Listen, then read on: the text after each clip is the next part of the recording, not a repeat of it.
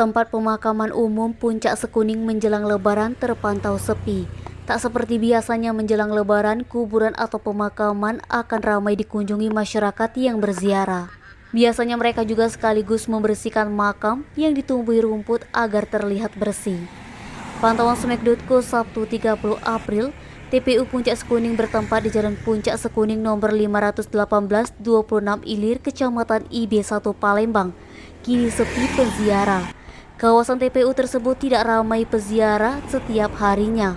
Kawasan TPU tersebut tidak ramai peziarah saat hari ini sejak pukul 9.00 waktu Indonesia Barat hingga 11.00 waktu Indonesia Barat. Hanya ada beberapa orang yang berziarah dan pekerja penggali kubur serta beberapa pedagang kembang saja. Terbukti sepinya peziarah terlihat juga dari kembang yang dijual oleh pedagang. Masih sangat banyak, bahkan beberapa pedagang juga tidak laku. Menurut salah satu pedagang kembang Ellen, pemakaman sepi peziarah sejak sepekan yang lalu. Dijelaskannya, alasan TPU Puncak Sekuning beberapa hari menuju Lebaran sepi dikarenakan faktor pertama, beberapa warga telah berziarah saat awal dan pertengahan bulan puasa. Selain itu, alasannya juga karena banyak masyarakat yang sudah mudik atau mempersiapkan Lebaran.